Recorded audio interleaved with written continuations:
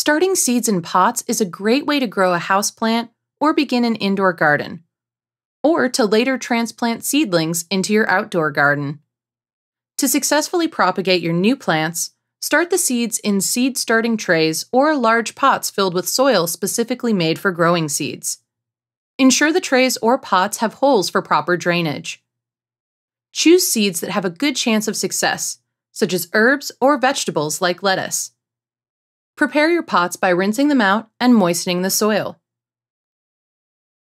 Consult the seed packet for instructions on planting depth and spacing, as well as the best time of year to sow the seeds.